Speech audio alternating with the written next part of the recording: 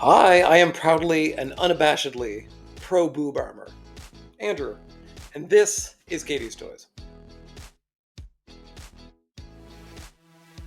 On today's MIA 80s Ladies, we're going to be talking about 1994's Playmates Skeleton Warriors, as well as the cartoon that came out around the same time on CBS.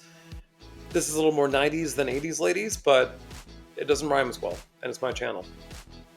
This might just be me, but Skeleton Warriors is one of those just quintessential 90s hype properties.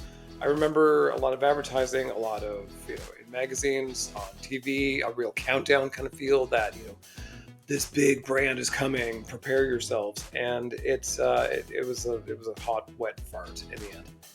That's not to say that I don't like it or that it wasn't cool or even ahead of its time, but the fact of the matter is it was a very short 13 episode season that got canceled from poor ratings, and then likewise a very poor sales of a toy line that, again, very cool, but for whatever reason just didn't connect.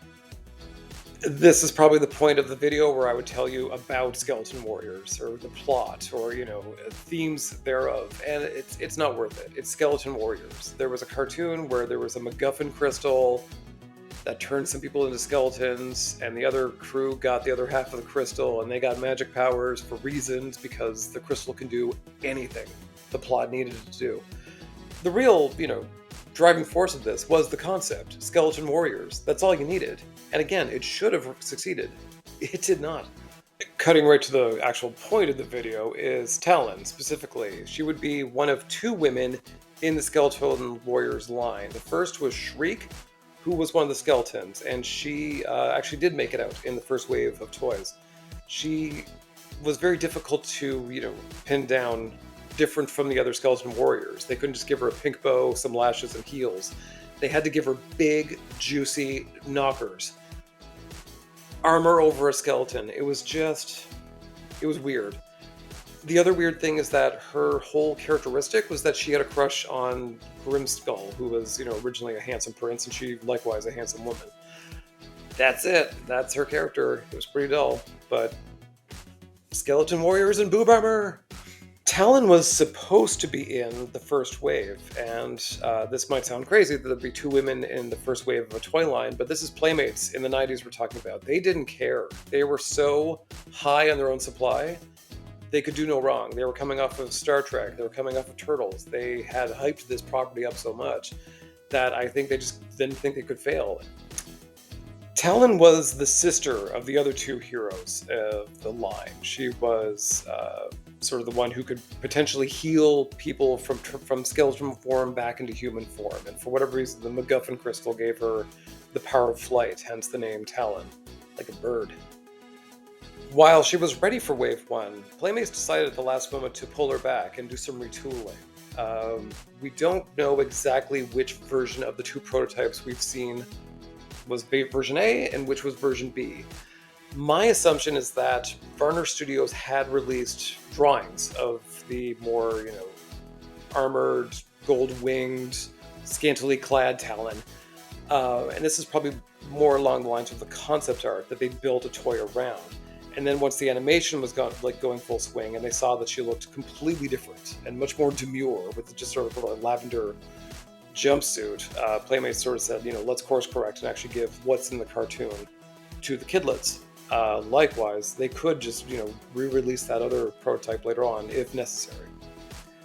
Unfortunately, the line tanked, as I mentioned before, so this figure never was released, which means that the actual core cast of Skeleton Warriors is forevermore incomplete. If you want to collect the line, she's the one who's missing. And to this day, still is.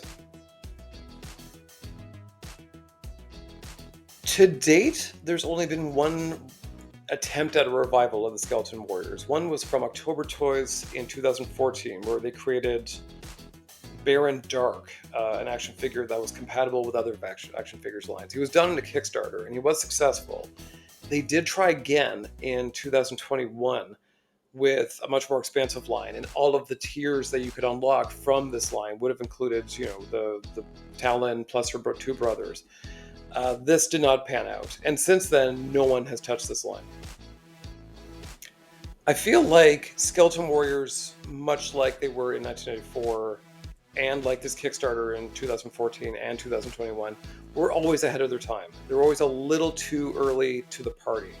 I feel like nowadays, time of recording, a lot of Kickstarters are doing much better, be it you know, fans, be it third parties, be it whoever, be it official, be it not. There's a lot more interest in these more obscure toy lines because we have clearly gotten everything else. So I feel like the time is ripe for a Skeleton Warriors regroup to try again. We'll see if that happens. Time will tell. As of current time of recording, no dice. It'd be nice to either get a much more adult collectible articulated figure or the actual proper release of what was made originally. And that's all there is to say really on Talyn and the Skeleton Warriors as a whole. As much as I love bone, boob armored characters, I can't imagine anyone's really clamoring for this line. Time will tell, and we shall see. And I might just do a follow-up video if there is breaking news. But for the moment, like, comment, subscribe, and I will see you next time on MIA 80s Ladies.